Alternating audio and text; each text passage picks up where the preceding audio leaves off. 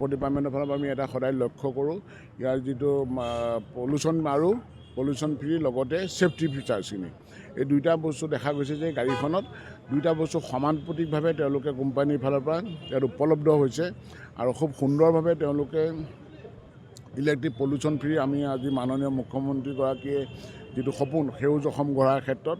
আৰু এটা এখোজ বুলি ক'ব পাৰি কাৰণ এইবিলাক যেতিয়া আমাৰ ইলেক্ট্ৰিক ভেহিকুল যিমান আহিব পলিউশ্যন মিনিমাইজ হ'ব আৰু ইয়াৰ লগে লগে আমাৰ সেউজ অসম গঢ়াৰ ক্ষেত্ৰতো অন্যতম এটা আমাৰ পদক্ষেপ বুলি ক'ব পাৰি আৰু ইয়াৰ যিটো মাইলেজ তেওঁলোকে দিছে বেটেৰী তেওঁলোকে 500 কিলোমিটাৰলৈকে তেওঁলোকে এইটো উপলব্ধ বুলি কৈছে গতিকে এইটো এটা খুব ভাল কথা যে পাব্লিকে এইটো কিমানখিনি সুবিধা পাব আৰু প্লাছ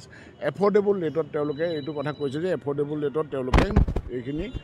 পাব বুলি কৈছে গতিকে দেখা গৈছে যে আজি মহিন্দ্ৰ কোম্পানীৰ এই যিটো ভেৰিয়েণ্টকেইটা দুটাকৈ ভেৰিয়েণ্ট তেওঁলোকে প্ৰডাক্ট আজি বাঢ়ি কৰি দিছে ইয়াত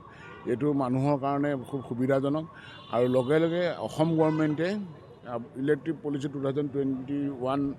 অনুসৰি 2% তেওঁলোকৰ টেক্সেশ্যনৰ ক্ষেত্ৰতো ৰেজিষ্ট্ৰেশ্যনত ৰেহাইও দিছে গতিকে মানুহক ইনস্পায়াৰ কৰিবৰ কাৰণে মাননীয় মুখ্যমন্ত্ৰীগৰাকীয়ে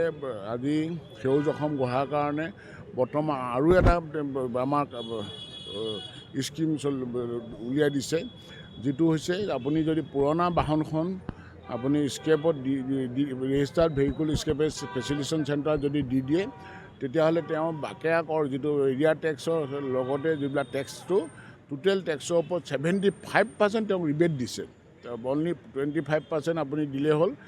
আৰু যদি তেতিয়া আৰ চিখন কেঞ্চেল হ'ব কাৰণ আৰ চিখন কেঞ্চেল কৰাটো আৰু যান বাহন বিধি অনুসৰি নিয়ম অনুসৰি সেইটো কম্পালচৰি মানুহে বুজিব লাগিব আপোনাৰ যদি গাড়ীখন অফ ৰোড হৈ গৈছে গাড়ীখন এনে পেলাই ৰাখিছে পেলাই থোৱাতকৈ আপুনি যদি স্কেপত দি দিছে তেতিয়াহ'লে তেখেতক 75% বাকেয়া কৰ তেওঁ ফ্ৰী পাব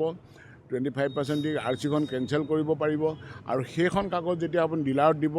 তেতিয়াহ'লে প্ৰাইভেট গাড়ীৰ ক্ষেত্ৰত 15 বছৰৰ কাৰণে তেওঁ 25% ৰিবেট পাব ৰেহাই পাব টেক্সেশ্যন ইয়াৰ উপৰি আপুনি যদি কমাৰ্চিয়েল গাড়ী এখন কিনে সেইখন চিঅ'ডিখন লৈ চাৰ্টিফিকেটৰ ডিপ'জিশ্যন আৰু কেঞ্চেলেশ্যন চাৰ্টিফিকেট ৰেজিষ্ট্ৰেশ্যনৰ চাৰ্টিফিকেটখন লৈ যদি যায় তেতিয়াহ'লে আপোনাৰ 8 বছৰৰ কাৰণে 15% আপুনি টেক্সটো ৰিবেট পাব গতিকে কিমান সুন্দৰ সুবিধা আমাৰ চৰকাৰে এইখিনি ব্যৱস্থা কৰি দিছে একমাত্ৰ সেউজ অসম আৰু পলিউশ্যন ফ্ৰী ষ্টেট গঢ়িবৰ কাৰণে গতিকে আপোনালোকৰ জৰিয়তে সকলো ৰাইজলৈ অনুৰোধ জনাইছোঁ আগুৱাই আহক ইলেক্ট্ৰিক ভেহিকুল পাৰচেজ কৰি পলিউশ্যন ফ্ৰী ষ্টেট বঢ়াওক আৰু লগতে আপোনাৰ পুৰণা অনুপযোগী বাহনখন ঘৰত এনেই পেলাই নথ'ব ৰাস্তাত পেলাই নথ'ব আপুনি ৰেজিষ্টাৰ্ড ভেহিকুল স্ক্ৰেপেজ চেণ্টাৰত দি দিয়ক আৰু সেই চাৰ্টিফিকেট অফ ডিপ'জিশ্যনখন আনি দ্বিতীয় অফিচত ডিপ'জিট কৰি ৰেজিষ্ট্ৰেশ্যনখন কেঞ্চেল কৰক নহ'লে ৰেজিষ্ট্ৰেশ্যন কেঞ্চেল নকৰিলে আপোনাৰ টেক্সেশ্যনটো আহি থাকিব আৰু ভৱিষ্যতে আপোনাৰ এগেইনষ্টত বাকী যায় কেছ হ'ব গতিকে আপুনি সেইটো ভুল নকৰিব আপুনি আহক আজি আপোনাৰ পুৰণা গাড়ীখন RVSFত জমা দিয়ক চিঅ'ডিখন লওক আৰু টেক্সেশ্যনৰ ক্ষেত্ৰতো নিউ ভেহিকুল তাৰ পৰিৱৰ্তে যেতিয়া নতুন গাড়ী এখন কিনিব 25% আপুনি 15 ইয়াৰ্ছলৈকে ৰেহাই পাব প্ৰাইভেট গাড়ী হ'লে কমাৰ্চিয়েল গাড়ী হ'লে 8%লৈকে ৰেহাই পাব গতিকে গভৰ্ণমেণ্টে আজি মাননীয় মুখ্যমন্ত্ৰীগৰাকীয়ে ৰাইজলৈ বিশেষ এইখিনি সহায় আগবঢ়াইছে যান বাহন ব্যৱহাৰকাৰীলৈ কথাটো হৈছে আহি বুজি লওক কথাখিনি